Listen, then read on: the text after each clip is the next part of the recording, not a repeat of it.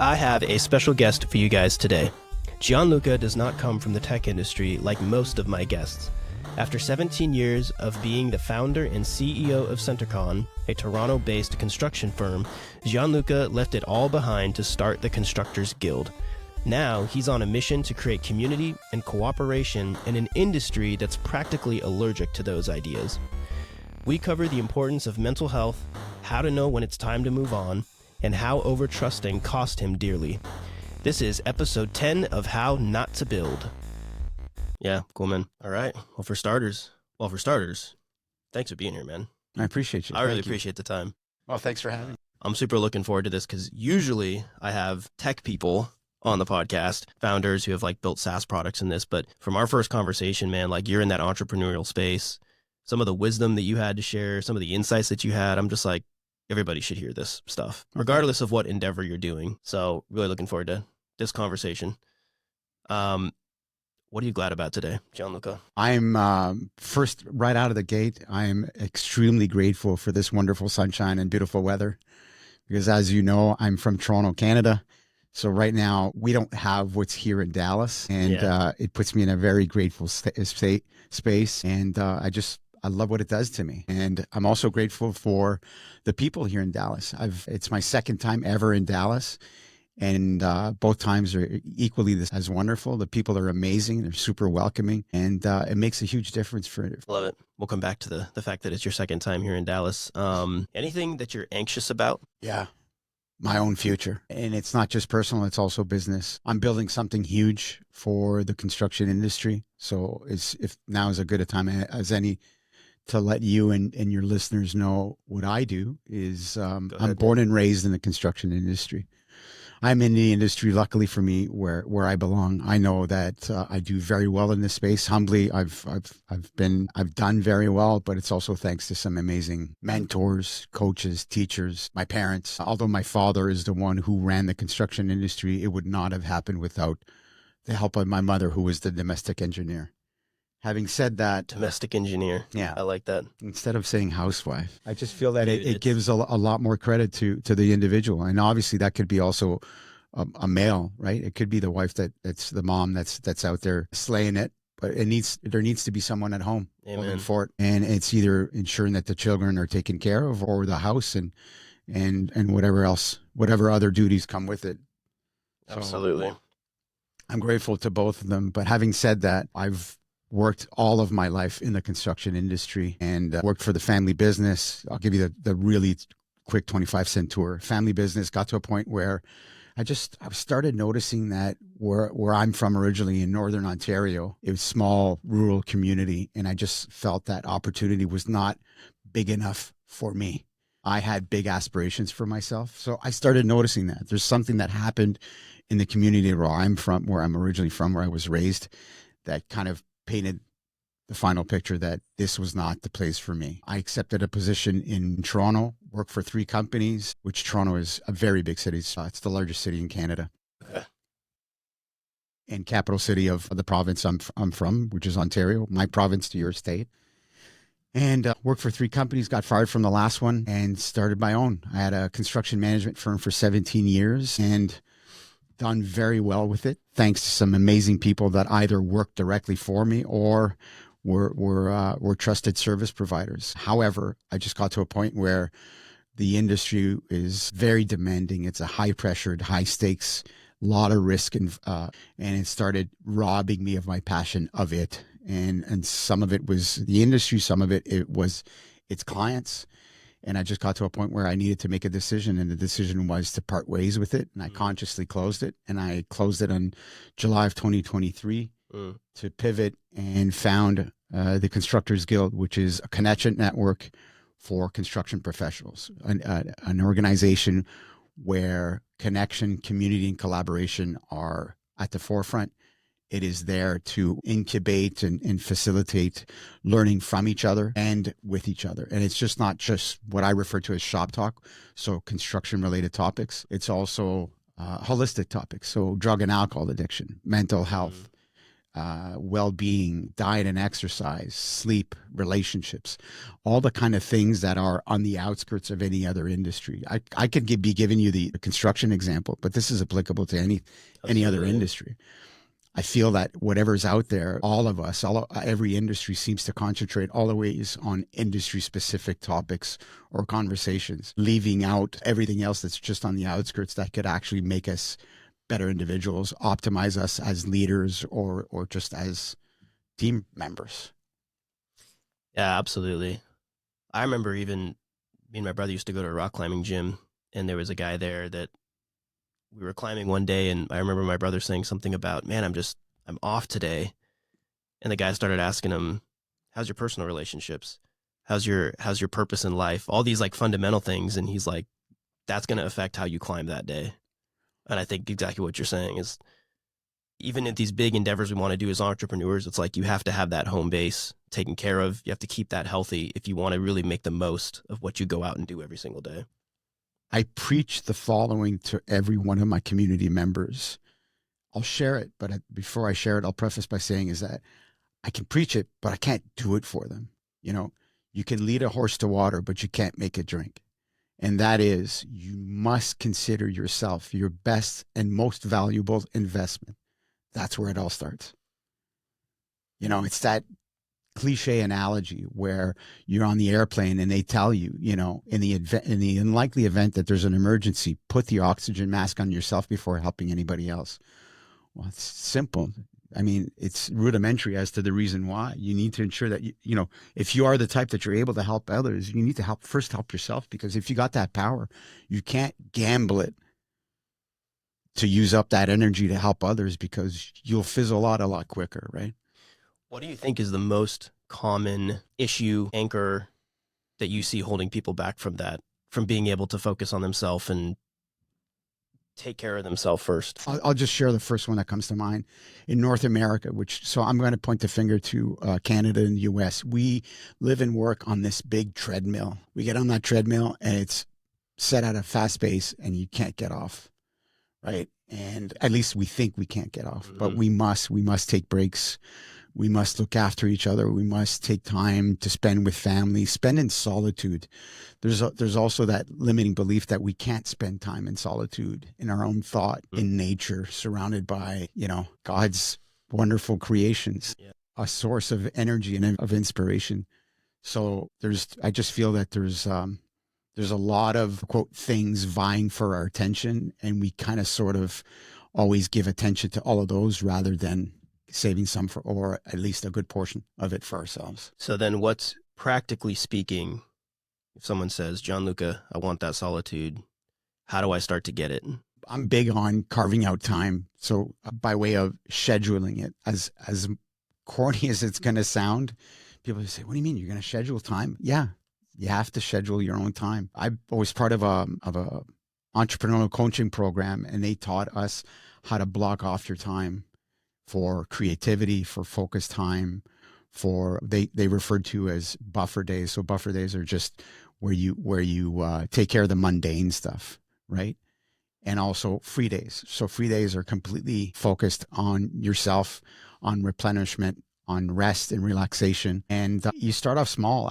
I wouldn't tell anybody if this is something that you want to introduce in your life to go all out, all at once, because it's like going to the gym, right? When you first buy that gym membership, ease into it. Yeah. You know, be kind to yourself. Yeah.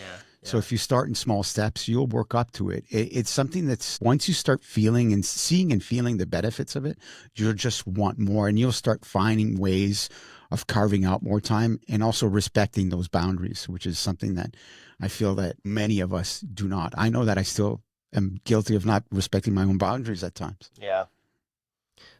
I just went, I don't know if this is what it looks like for you, but I just went through, I found myself starting to feel overwhelmed with everything. And so I went through and just blocked off every Tuesday and Friday just for like the next 2 or 3 weeks. Just like, you know what, I need buffer days to catch. And I don't know if that's, you said there's 2 types of days, buffer days and free days? 3 days, three days. So focus, buffer, and free. I'll share with you actually. Focus, buffer. Yeah, elaborate. We'll share right now. So this is an organization called Strategic Coach They have locations in Toronto, Chicago, Santa Barbara, and London, UK. It's an entrepreneurial coaching program. They have loads of great stuff on their website, free for the picking.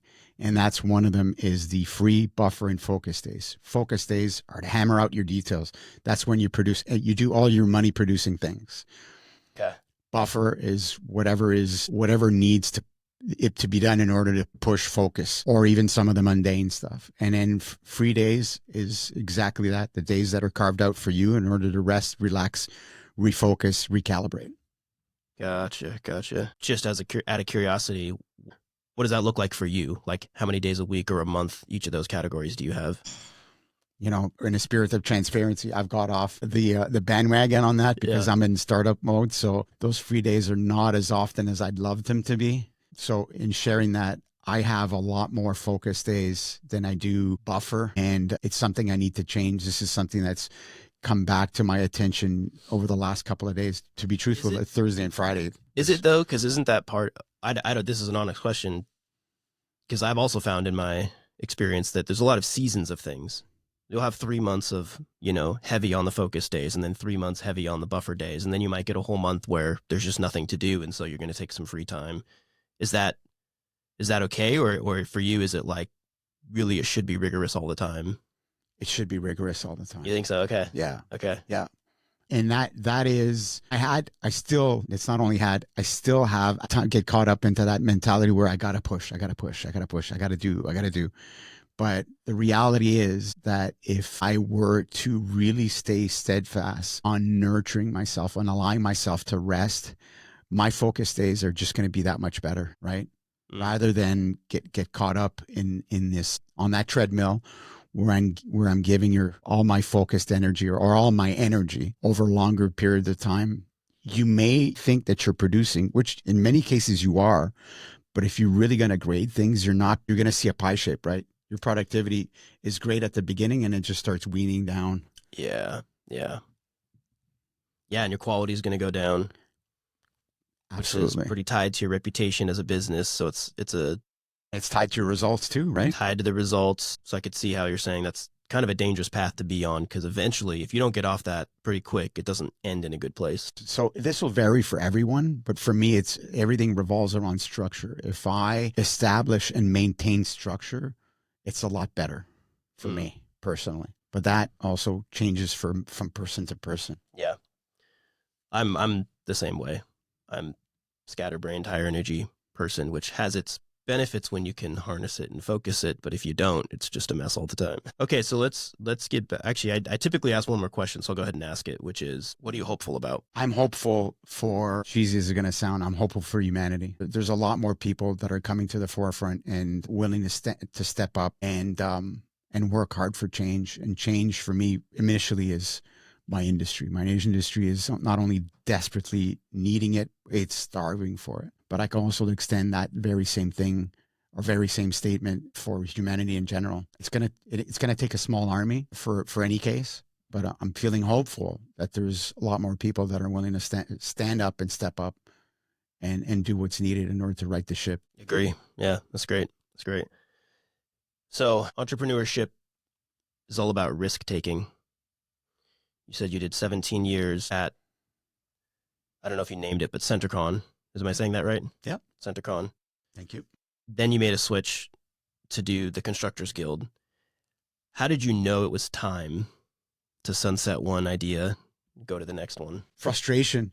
I was always rubbing up against frustration, and resentment started creeping in. And I'm not afraid to admit it, also some anger as well. Anger towards results, towards the industry, towards the types of opportunities that were attempting to penetrate my circle of influence. And the reason why I say circle of influence, in the 17 years that I built CenterCon, we invested a lot of money, time, and effort in building our culture, building our ideal client profile. And that's helped us kind of stay focused and stay directionally aligned with our North Star. It helped very much work for the right type of clients, but it still doesn't mean that, some may have creeped in under radar, and there's always that possibility, right? there are people or organizations that are chameleons. They're able to play the part. And unfortunately, by the time you find out that they're not, you're deep in it. Yeah. And in my industry, in order to break that tie and walk away, it's not as easy as it sounds. And when you add to the fact that I, as the leader of CenterCon back then, still to this day, even with Constructors Guild, be it my values, my principles, or just my conscience, I'm not wired to walk away from anything. If I have signed something, or even if I shook hands and there's an obligation there, I'll see to it. I'll see it to the end. Yeah. And it's not going to be sour. I'm going to be fully committed and concentrated. Yeah. Yeah. I mean, we're kind of talking about this at breakfast this morning, just sort of that balance of like persevering and continuing to push a system or a thing forward and try to lead it for good. But at some point, there's maybe that breaking point where you got to shift gears.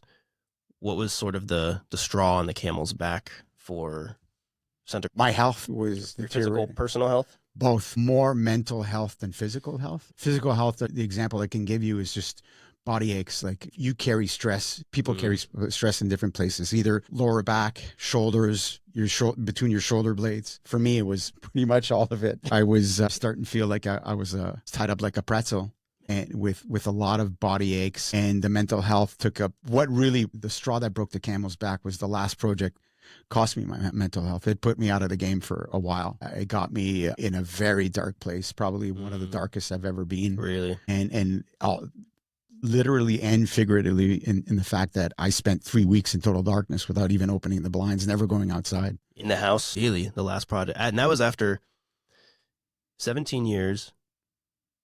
What most people would probably measure as success, running a company. How many employees did you have at that point? At that point, we were no longer executing the work, so it was all management. We were down to 5. Oh, I see. Okay. By the end of it, you were down to 5. Yeah. When I first started, I went up as big as 17 people. Okay. But we were self-performing. So we're doing not all, but some of the work. So that meant we hired many people.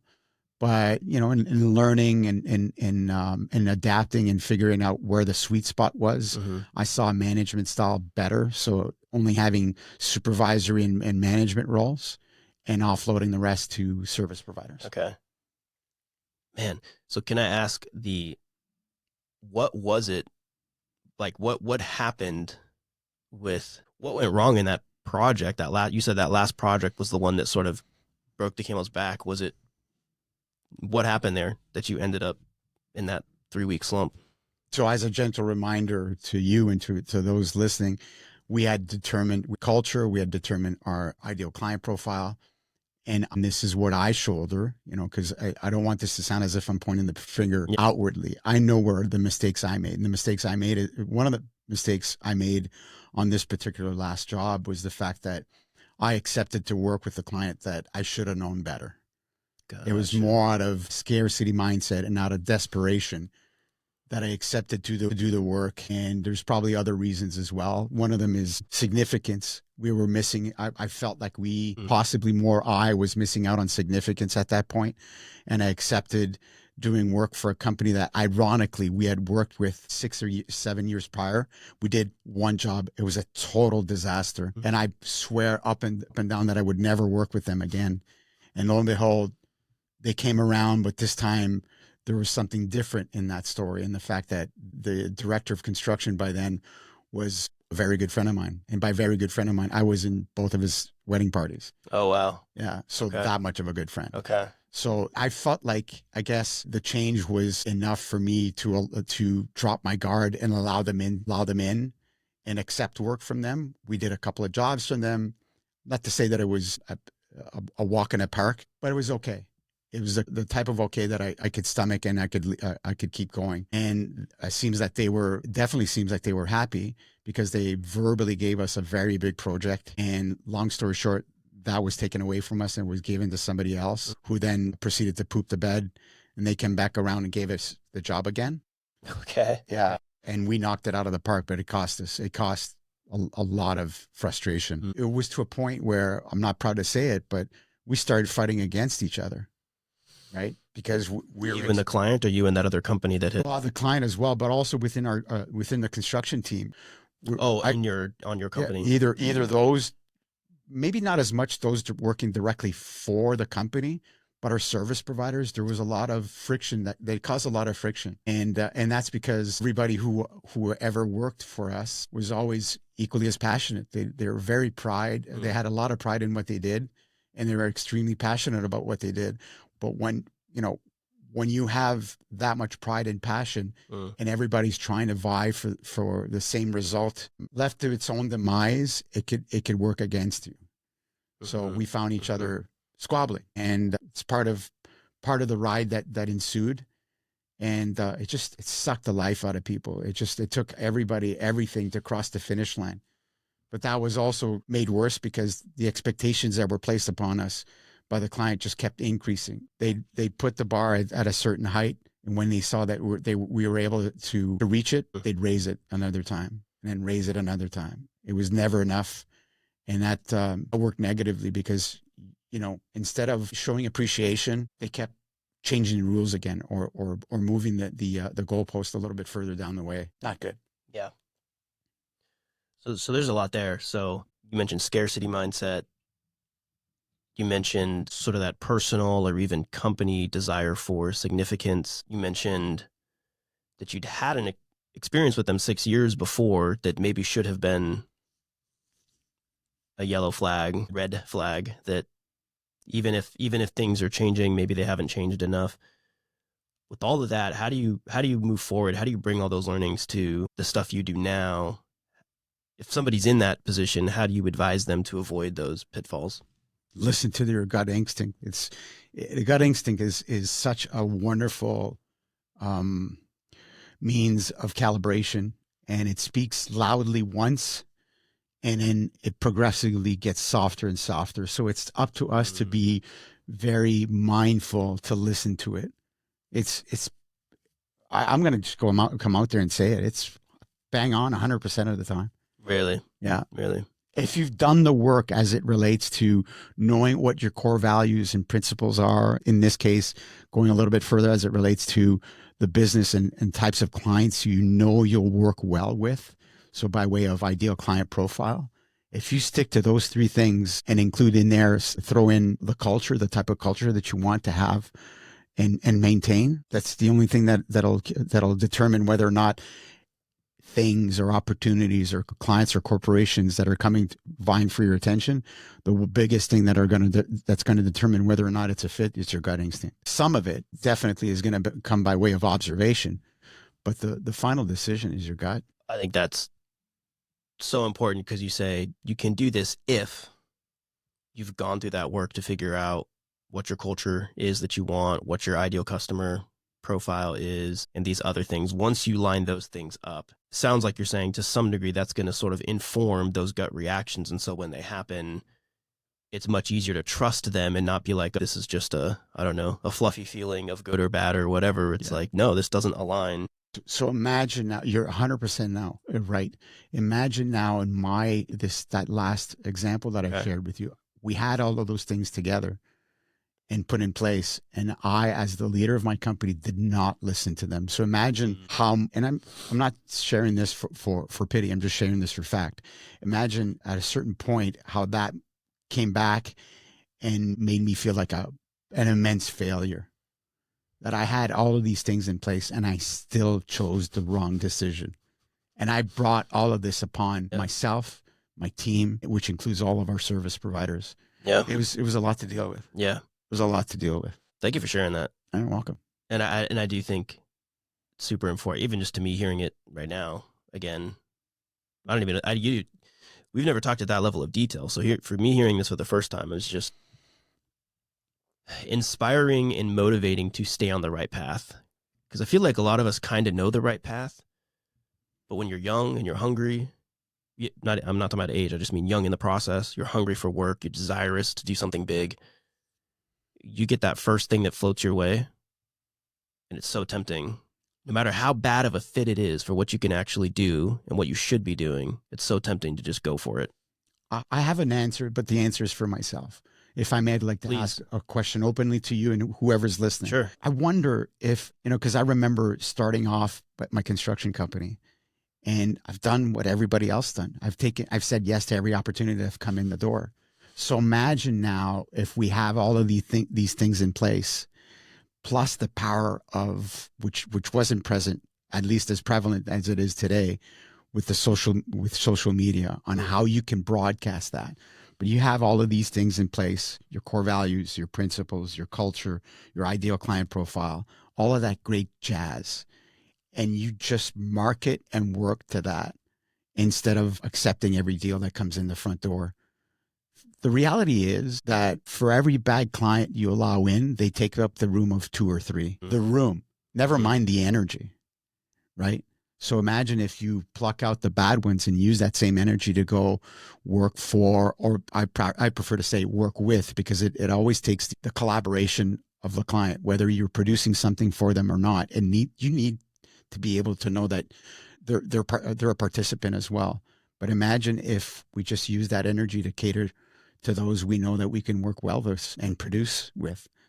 I don't know. I just feel that if I were to start over again, that's where I'd concentrate all of my energy. I would not say yes to every opportunity that comes in the front door. I think that's really good. And it goes against, I guess, what we're taught in society, especially in my, I trust in your industry as well, but in my industry, you're kind of forced to jump into that cesspool and bid whatever job comes up, and it's a race to the bottom, right? Yeah, I don't know about the construction industry. It does seem like for my industry, well, maybe we can talk about this more too, as far as how to find your niche. Because again, it's perhaps cliche, it's perhaps a soundbite, but I think I meet a lot of software developers, and their sales pitch to me is, we build mobile apps or whatever, some super generic offering that's commoditized that everybody does it. And I think they're so broad in what they offer because they want everything. They're casting such a wide net. They'll just go after everything, whether or not they're well qualified for that. And I feel like that maybe falls into that scarcity mindset a little bit. Whereas the more I do this, the more I see the real upside to finding your niche, because even if there's only 1,000 people out there, it seems like they're willing to pay a lot more. There's a lot more opportunity that you're actually going to find by finding your niche. Like, I don't just build this one thing. I don't just do AI. I do AI in this very, very specific scenario that you're going to be way more qualified for. Is that something you're seeing with the Constructors Guild that you're doing now? Because I think you kind of mentioned it before, that one of the, and maybe I heard it on a previous podcast you were on, but it seems like one of the ways that you're approaching Constructors Guild is with that abundance mindset and trying to say, look, guys, we don't need to be fighting against each other. There's a way that we can cooperate. Yes. So in order to bring clarity to it, is that the industry is, I always describe it as the construction industry being a huge Texas Hold'em type of game. Okay.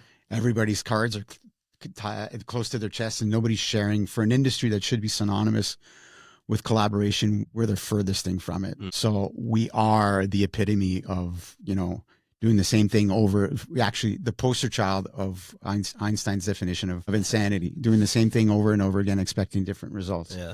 So there is enough out there to make everybody fat. And I'm not just saying fat by monetary wealth, just fat in opportunity. And with opportunity, if you do what you said you would do and promised that you would do, you'll do very well in this industry and any other industry for that matter. So I'm approaching the Constructor Guild with that very same mindset, but and I'm not there as a teacher, I'm there as a curator, but I'm curating opportunities for my members to learn and appreciate and take hold of, that they have better opportunity if they work together, if they collaborate, if they come together and learn from each other. So as I mentioned earlier on, when I kind of give you the 25-cent tour, that's what our community does. We learn from each other. So imagine we're at a live event and somebody pipes up that they're going through X difficulty. There is a strong likelihood, as a matter of fact, I can almost say 100% of the time, there's somebody, at least one person in that room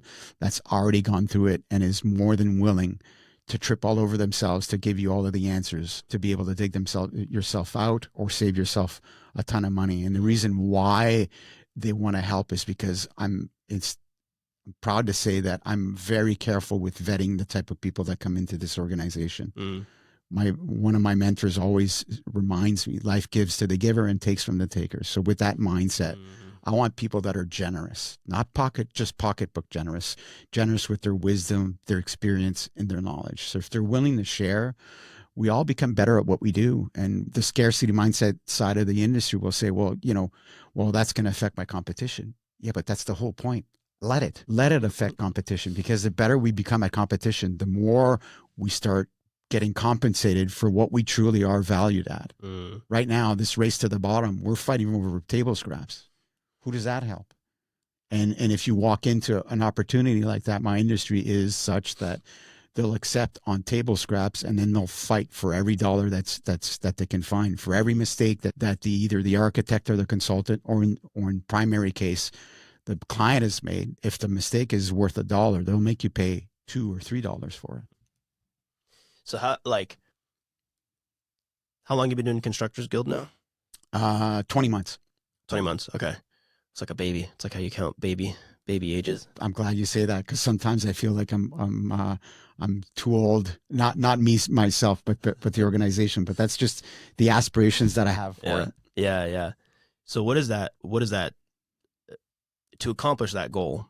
What does that tactically look like? What are you doing right now? How does that work to curate the people that you bring in, facilitate those conversations? Yeah, conversations, in person. So we do it by a few ways. In-person events. So these are half day to full day, where I'll bring in guest speakers to talk to us about what I refer to as shop talk. So any construction related topics, or holistic topics. I mentioned earlier, mental health. As a matter of fact, I'll give you an example. The inaugural event that we had in July of 2023, I had somebody come in and talk to us about mental health and about culture in the workplace. Not even one topic from construction. Yeah. So it kind of freaked people out. I cannonballed it pretty much. Yeah. It went very well. Yeah. Went very well. Well received. Yeah. You're striking a chord. I mean, you've been in the industry long enough. I mean, it sounds like you're tapping into a real problem. It is. And I'm also that's the type of individual that I am. I don't shy away from difficult conversations. And I feel that my observation is that my industry has gone way too long not addressing the elephant. Probably elephants is probably the better way to say it, in a room. And I want us to have these uncomfortable conversations, because that's where we will learn, we'll grow, and we'll start seeing change in our industry. And as I mentioned earlier, this type of change is not only desperately needed, a lot of people are starving for it. Yeah. I actually think there's going back to things we're hopeful about, I think there's kind of a positive general cultural shift toward that mindset of, hey, there's real, emotional problems or whatever that are affecting the way we operate. And seems like that's going up in value in the conversation and what people are focusing on. I think you're absolutely right. And there's thanks to go around to a lot of different sources. I'll come out and highlight one of them, and it's the newer generation. Without them, we wouldn't be having this conversation. So as much as, and I'll preface by saying I'm Gen X. So as much as there's that chatter out there that, these kids don't want to do anything, they don't have the work ethic, which is yeah. But the reality is that, first and foremost, the reality is that I, as a Gen Xer, am complicit to how these kids may have some of those qualities. Have ended up, Yeah. Because, my friend 5-6 years ago, we were having a conversation at Christmas time, and he goes, Gianluca, he goes, we're snowplow generation. What? What's that? He says, yeah, we've plowed it so well. He says, the only thing they got to do is just keep it between the snowbanks.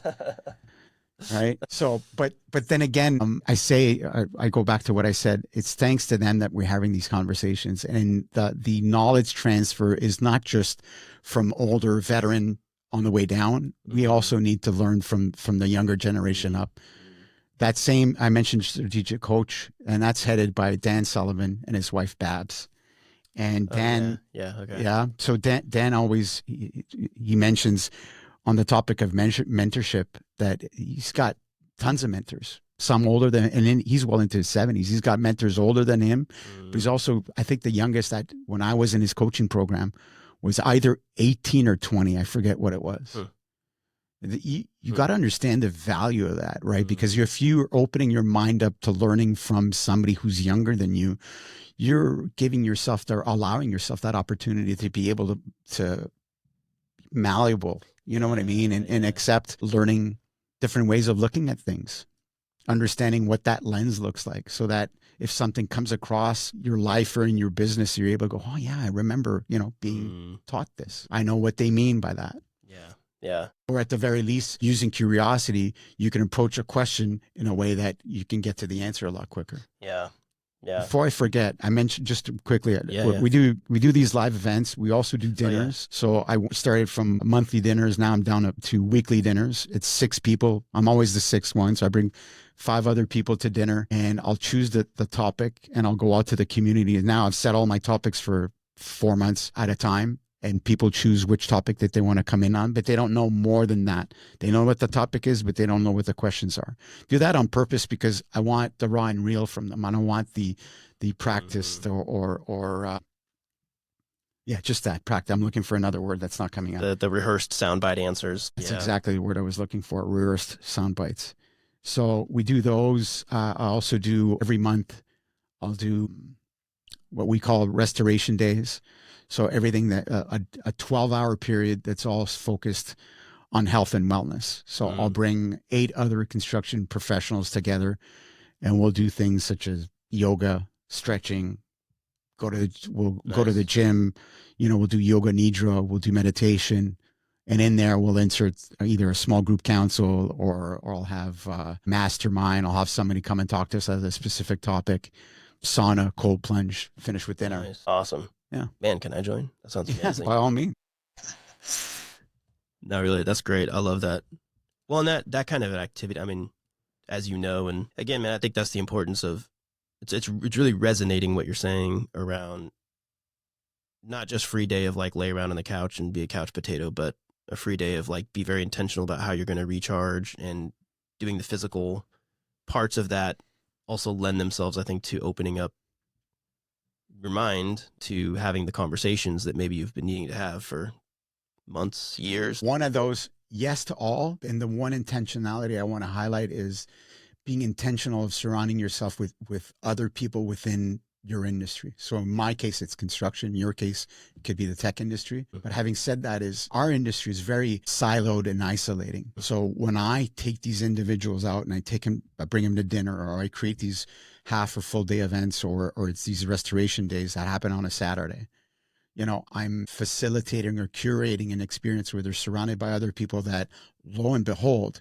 maybe either going through the same thing they are at that specific moment in time, or just did months or years prior, and they're willing to help them out.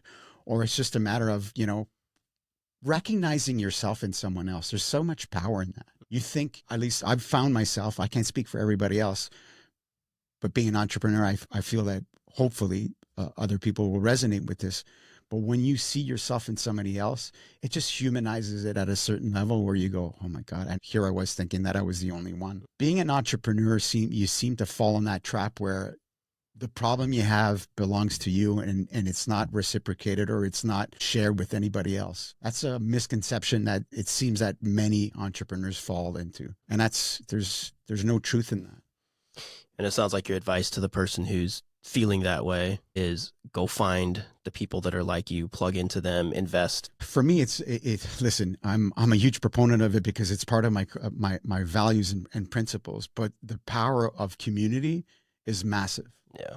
The power of connection, especially coming out of a pandemic. I hate that P word, but nevertheless, 5 years ago, we went through some very difficult times that got a lot of us, just in general, the word, go through some very difficult times in life. Mm-hmm. The isolation that come through that was unbelievable. And some of the pivots that have occurred since then, like this whole work from home thing, I don't want to dive into that, but, there's benefits to it, but there's also some very bad things that have come of it. What I'm out there preaching is I want people to come back together and hold space for each other. There's power in vulnerability. And I don't know if I mentioned this earlier, but specifically as it relates to my community, this is not meant for everybody. I'm very careful as to who I let into the fold, because this types of vulnerability can't be exposed to just about anybody. I don't want selfish people. I don't want people that are going to take advantage of that, because it's not right. And it's not what I want for my membership or for my community. But I think that's a great point too. You have to be ready for something like that, personally ready. You have to take it seriously. You have to take it the right way. You have to be open to it and not just approach it with, I'm going to go meet people to sell more of my services or whatever. Selfish mindset. Yeah. What was that quote you said earlier? The givers. Life gives to the giver and takes from the taker. I love that. Yeah. I'll give credit to Joe Polish. He runs an organization called Genius Network. I was a member of his group for a couple of years. Joe's become a very good friend, and he's evidently, a lot of his teachings have ingrained in my mind that I'm able to call them up. So he's an amazing human being. Awesome. It's a good shout out. So the title of the podcast is How Not to Build, right? And at the point of sharing a lot of these mistakes and stories is so that we can learn. I think we learn a lot better through storytelling. In your experience, in your career, there are more times I think you've told me about where things didn't go so well. You mentioned, I think just today, about the time you got fired. I know there's at least one more story in there, but what else can you tell us about what didn't go well and how you carry those learnings forward? Well, I mentioned that one story that I mentioned to you when we first had that Zoom call to kind of get to know each other. Yeah. So I'm going to quickly, I think it was like probably 3 years into my business. We into CenterCon. Yeah. I was very fortunate, very blessed in how the business took off. And I want to be very intentional in sharing that I held back on growth because I didn't want it to grow out of control. But you go from day 0 to 3 years later and you're across Canada. We were a national business. We were performing work for a few clients across Canada. And there's other things that come with it as a construction company. But having that experience, that growth in that short period of time meant I needed to hire a lot of people. And one of those was an office manager. And that office manager, I already knew there was already a relationship built there. So that made things a lot easier for me because she had worked with me at a previous employer. As a matter of fact, it was the first employer that hired me here to come to Toronto. Okay. And I hired her as an office manager. And in the time that she was employed, it came a time where we were so busy. I was on a flight every couple of times a week. So there was a lot of moving and shaking. And part of how I grew up was, you got to take care of the small guy. Obviously pay your bills is definitely important, but take care of the small guy. And in saying that, I facilitated a $10,000 signing authority to my office manager. And that happened on October. And by December, she was already cutting checks for herself and for other people that, she was doing business with. Yeah. That wasn't caught on the following. There was a caught the year afterwards because you gave her the power in October. In December, she was taking advantage of it. And my it's important to note this, that my year end was December 31st.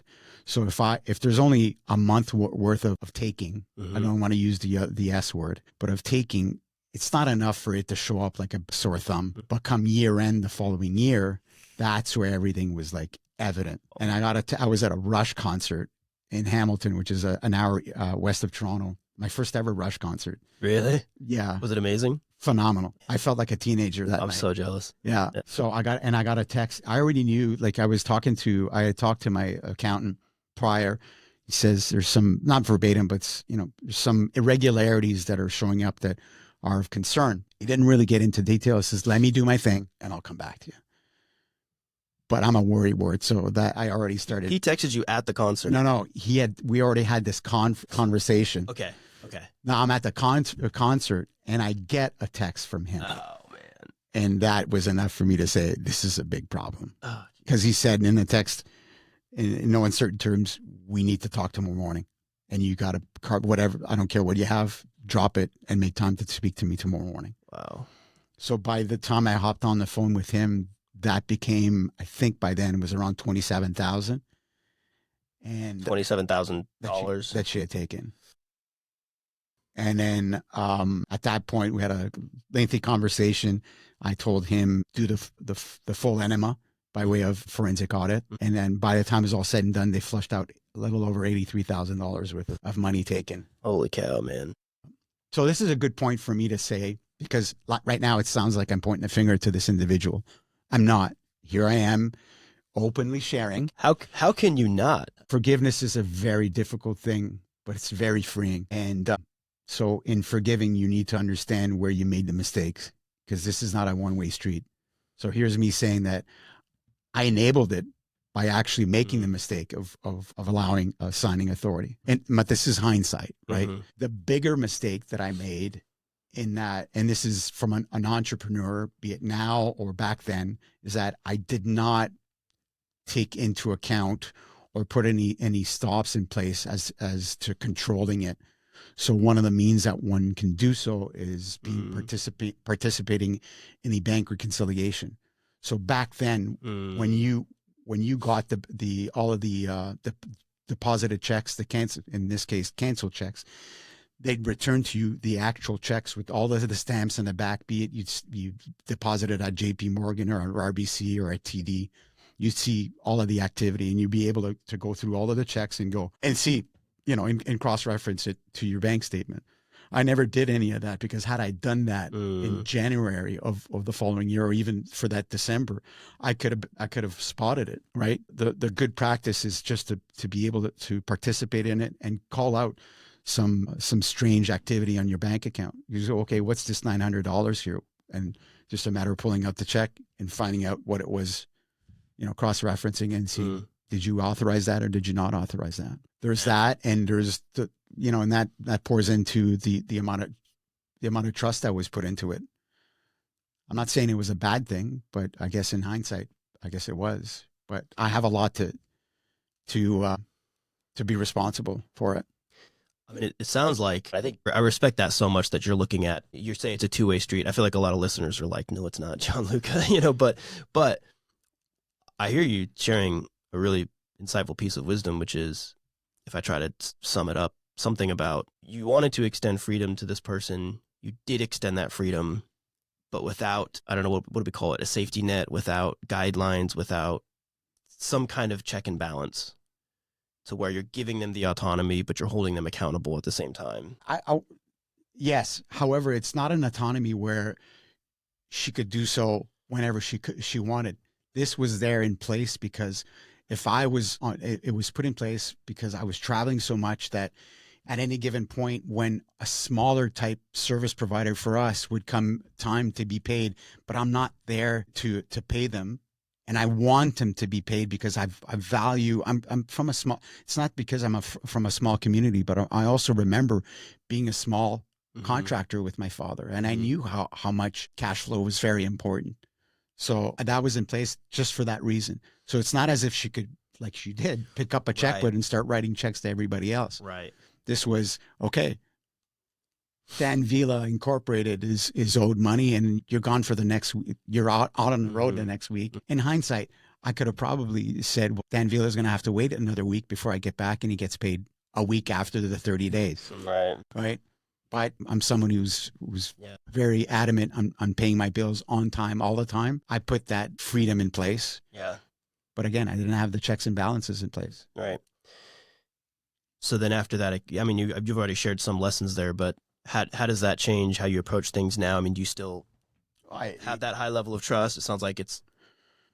No, there's still trust, but I've learned entrepreneurially what I need to be doing in order to avoid those pitfalls. So what did that do? It automatically, shortly afterwards, I started educating myself on how to run a business financially a lot better than I did.